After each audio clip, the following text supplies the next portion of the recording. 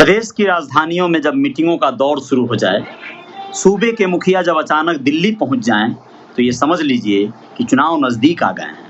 जी हाँ, नमस्ते, मैं Ajay Sahni star real reporter news पे पुनः एक बार आप सभी का स्वागत करता हूं और बताने जा रहा हूं 2022 के आने वाले विधानसभा चुनाव जो उत्तर प्रदेश में होने हैं, उसको मद्देनजर रखते हुए गतिविधियां तेज हो गई हैं। राजनीतिक पार्टियां अपने अपने प्रत्याशियों की तलाश में जुट गई हैं। लोगों का टिकट का बंटवारा या बिक्री, जो भी खरीद फरोख्त और तमाम तरह के योजनाओं पर काम चल रहा है। आप लोग ये समझ सकते हैं कि राजनीति ऐसी ही चीज है जिस पर पहले से अपने प्यादे और अपने तमाम मुरीद और तमाम तरह के लोगों को सेट करना पड़ता है, व्यवस्थित करना पड़ता है।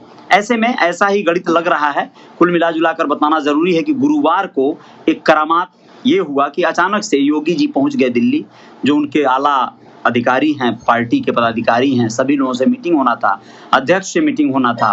और आप लोगों को बताएं कि इस गुरुवार देर शाम होने वाली मीटिंग में जब योगी जी दिल्ली पहुंचे तो वहां पर पहले से विराजमान एक महानुभाव के बारे में जरूरी है बताना। उत्तर प्रदेश की राजनीति में काफी सरगर्मी रखने वाले गोरखपुर जनपद से संबंधित श्री डॉक्टर संजय निषाद जी, एक ऐसा नाम जो निषाद पार्टी के नाम से अपनी एक बहुत ही शानदार और कम समय में पार्टी को जिन्होंने विख्यात किया और पटल पर लाए। उन्होंने योगी आदित्यनाथ जी की पूर्व में रही जैसे खाली की हुई संसदीय सीट पर अपने सुपुत्र श्री प्रवीण निषाद जी को भारी बहुमत से विजय दिलाई थी। जैसे आप लोग जानते हैं, उस समय समाजवादी पार्टी के टिकट पर वो यहाँ से सांसद बने थे, लेकिन बाद में फिर भारतीय जनता पार्टी के टिकट पर वो संत कबीर नगर के सांसद हैं प्रवीण निषाद। और डॉक्टर संजय निषाद पार्टी को लेकर उसके आला कमान के रूप में अपनी गतिविधियों पे कायम रहते हैं।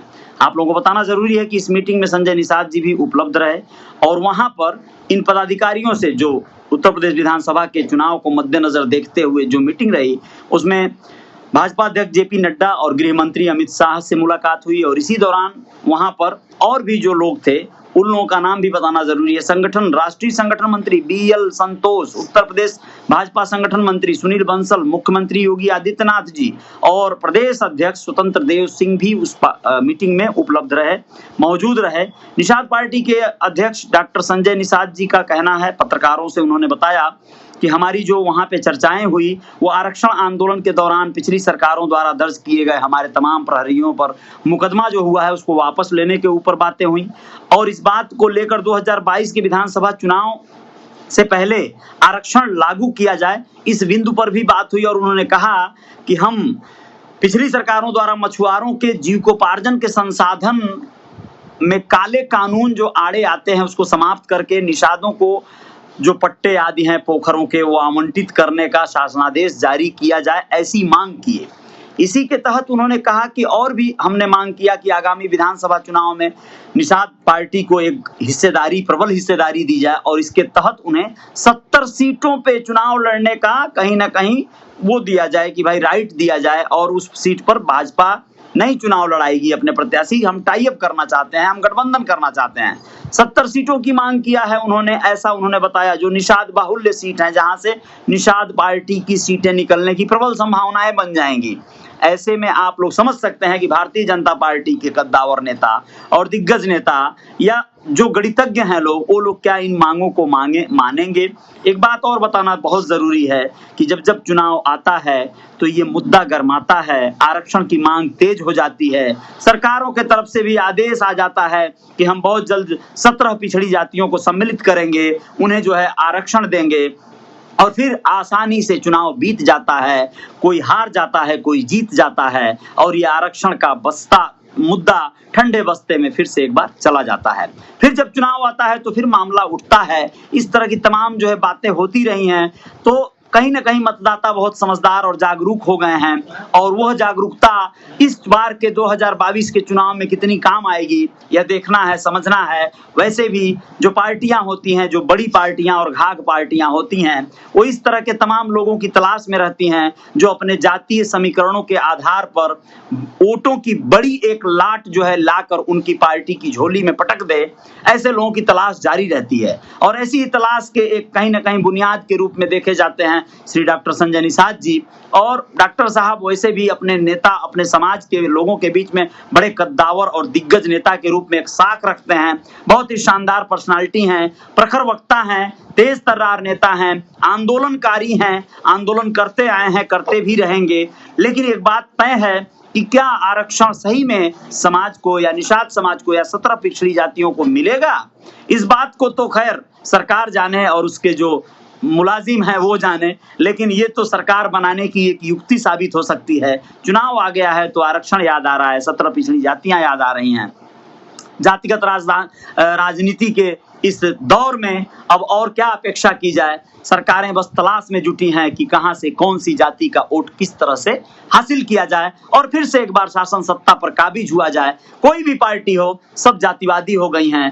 राष्ट्रवादी के नाम पर भी बहुत भ्रांतियां फैलाई जा रही हैं। राष्ट्रवाद, जातिवाद, जहां जहां वाद लग गया वहां बर्बाद होना सुनिश्चित है। आप लोग यह जान लीजिए कि वाद से कुछ नहीं होगा, वाद से सिर्फ विवाद बढ़ेंगे। कुछ नया अपवाद बनना होगा। आप सब अपने बच्चों को एक नई राह, एक नई दिशा, शिक्षा दीक्षा और तमाम तरह के विषयों पे लेकर जाएं, तभी विकास होगा। बहुत सारी चर्चाएं हैं, इस पर खत्म नहीं होंगी बातें, लेकिन मैं ये जरूर कहना चाहूंगा कि डॉक्टर संजय निषाद जी ने यह भी कह डाला कि 10 दिन के अंदर पुनः एक बार इन्हीं सब बिंदुओं पर चर्चा होगी, बैठक होगी और हम लोग जो है अपने जो मंसूबे हैं उसमें कामयाब होंगे। देखना है क्या होता है। सही में ये कामयाबी मिल जाती है तो बहुत बहुत धन्यवाद और अग्रिम शुभकामनाएं हम देते हैं। और रियल रिपोर्टर न्यूज पे इस तरह की खबरों के साथ आप लोग बने रहिएगा। जल्द ही हाजिर होते हैं, जय जयकार जारी रहेगी। हमारे जो भी दोस्त मित्र देख रहे हैं, जयन पांडे जी बहुत बहुत शुक्रिया, जयन जी बहुत बहुत धन्यवाद आपका। और इब्राहिम इंगोरा जी बहुत बहुत शुक्रिया। विवेक उपाध्याय जी बहुत बहुत धन्यवाद। पुनीत उपाध्याय जी धन्यवाद, बहुत बहुत शुक्रिया। अरविंद निषाद जी थैंक यू, उन्होंने कहा है कि keep it up great, thank you sir, बहुत बहुत धन्यवाद। अरविंद निषाद जी बहुत ही अच्छे मेरे मित्र हैं, बहुत ही जागरूक पर्सनालिटी हैं और बहुत ही पढ़े लिखे, तेज तर्रार, होनहार युवा हैं। आपको बहुत बहुत धन्यवाद। और सहांत कुमार शाह जी बहुत बहुत धन्यवाद। सुकेश कुमार जी बहुत बहुत शुक्रिया। राजमन गुप्ता जी हमारे बड़े अच्छे अभिभावक जैसे, बड़े भाई जैसे मित्र हैं और मुंबई में रहते हैं, व्यवसायी हैं, कारोबारी हैं, बहुत जागरूक व्यक्ति हैं और बहुत मददगार प्रवृत्ति के व्यक्ति हैं। और बहुत बहुत धन्यवाद आपको राजमन भैया। और जोहन गुरुंग जी बहुत बहुत शुक्रिया, बहुत बहुत धन्यवाद। पवन श्रीवास्तव जी बहुत बहुत शुक्रिया। सुनील कुमार मौर्य जी बहुत बहुत धन्यवाद और बहुत बहुत शुक्रिया आप सभी को, बहुत बहुत शुक्रिया। मैं चाहूंगा इस खबर को शेयर किया जाए और अपील है कि मेरे पेज को अगर फॉलो जो लोग न किए हों वो लोग फॉलो भी कर लें और जो लोग मेरे चैनल को सब्सक्राइब नहीं किए हैं सब्सक्राइब कर लीजिएगा, बेल आइकन दबा दीजिएगा। जल्द मुलाकात होगी, जय जयकार होगी। मुंबई में जल्द मुलाकात होगी। राजमन गुप्ता जी आपका बहुत बहुत धन्यवाद इस पेज को देखने के लिए। नमस्ते, प्रणाम, जय हिंद, जय भारत।